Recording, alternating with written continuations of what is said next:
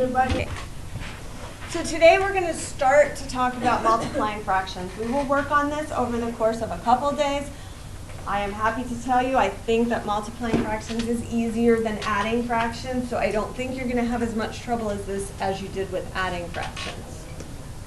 So we're going to talk about reviewing the rules for multiplying fractions, and then I also want to make sure you know how to reduce fractions before you multiply, which is called cross simplification.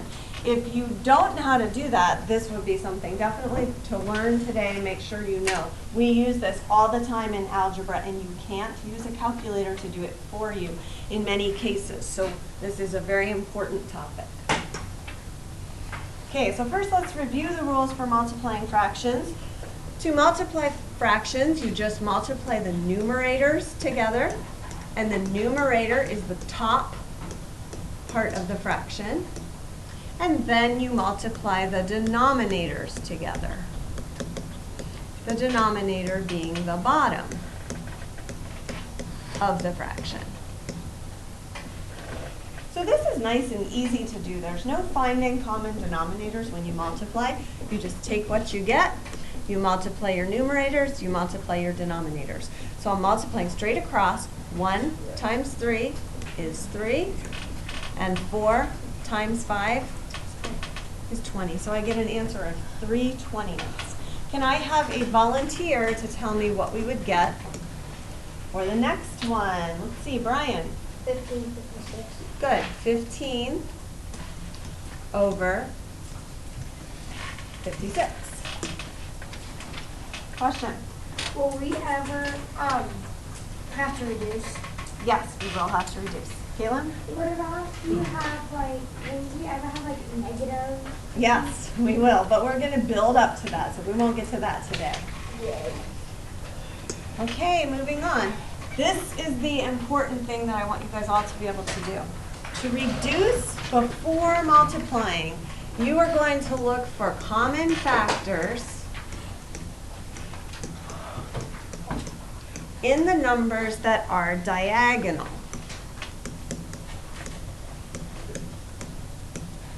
Then you're going to divide by that factor, and then you'll cross out and write what you have left. So if we look at 4/9 times 3/8, 4/9 is already reduced as low as it can be, so is 3/8. But we can also reduce by looking at the diagonals. So we can look at the 4 and the 8. What's the greatest common factor of 4 and 8? 4. Hannah? What? No, 2 is not the greatest. Hillary? 4. 4 is the greatest common factor. So I'm going to divide both of these numbers by 4. 4 divided by 4 is 1. 8 divided by 4 is 2. So now I've simplified that fraction a little bit. Now if I look at the other diagonals, do these numbers share any factors in common? Addison? 3. How many times does 3 go into 3? Once. How about into 9? Good. So now I have two new fractions. I'm just going to write this down here just to clean it up a little bit. I have 1/3 times 1/2. 1 times 1 is 1. 3 times 2 is 6. So I get an answer of 1/6. The really cool thing about reducing before you multiply is that your answer will always be reduced as far as it goes.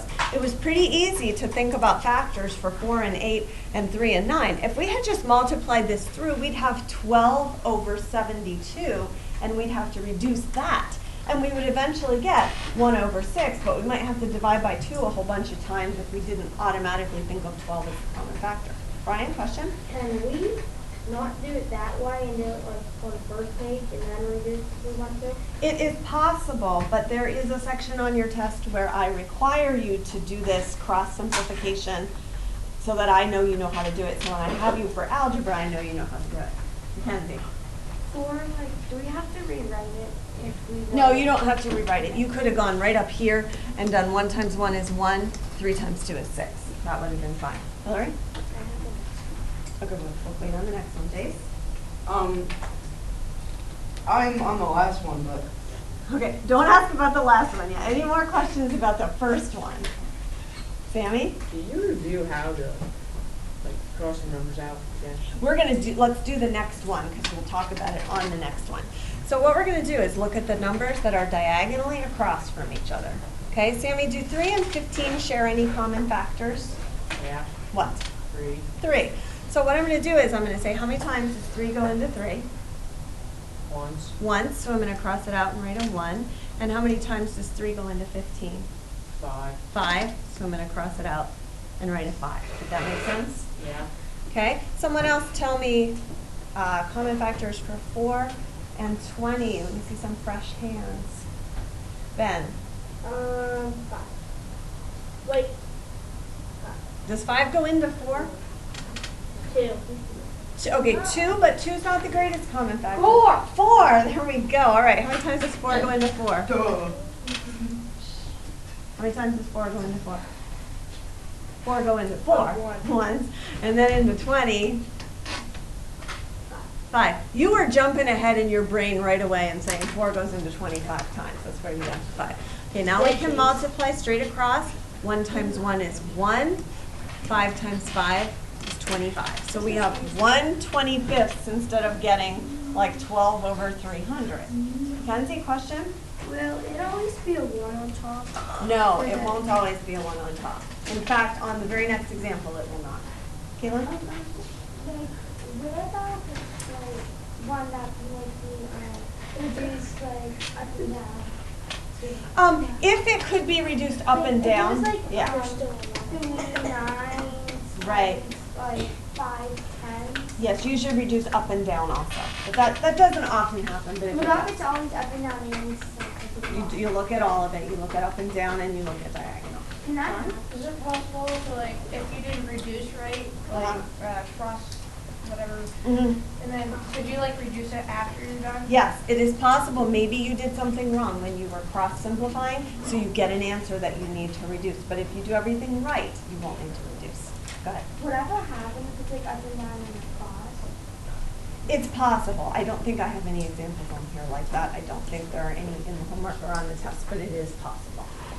Okay, let's take a look at this last one. Let's see. Jonathan, do 9 and 9 have any common factors? 1 and what else? 9. So 9 would be the greatest common factor. 9 goes into itself once, so we cross out the 9s. Anytime the number is the same, we end up crossing it off and writing a 1. What about 8 and 10? Do they have any common factors, Thomas? 2. How many times does 2 go into 8? 4. 4. And how many times does 2 go into 10? 5. Good. Okay, so now we have 1 times 4 is 4. 5 times 1 is 5. So we do end up with one that does not have a 1 on top. You guys ask really, really good questions. You anticipate these things before they happen. Go ahead. If you did a negative, if number 1 was negative and 1 was positive, it would be the same thing as usual, like it would be negative and if it's to negative, it would be positive. Yes, it's the same rules as for integers, and we'll talk about that in a couple days. Okay, next slide are 3 problems for you to try. I want you to do the cross simplifying before you multiply. So if you're watching the video, pause it now and try the problems before you turn it back on. I already got those done. Oh, alright. Okay, number 1, let's see. Addison, tell me how I could cross simplify in this first diagonal. 4, Okay, so how many times does 4 go into 4? 1, And into 16? 1, Good. How about this way? What's my common factor? No, 3 does not come in. 5. 5 is the common factor. 5 goes into itself once, and how many times into 15? 3. And that's where you got the 3. So what's your final answer? 3/4. Very good. Okay, Caitlin, next one.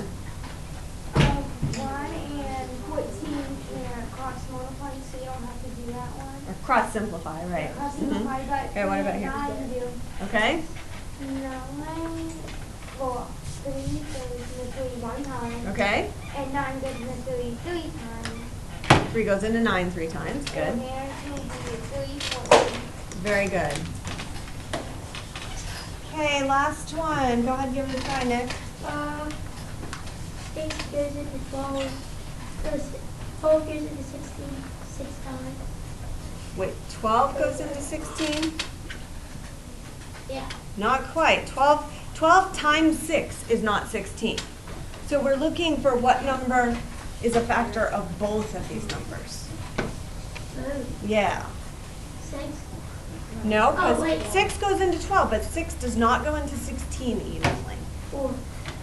4, good. How many times does 4 go into 12?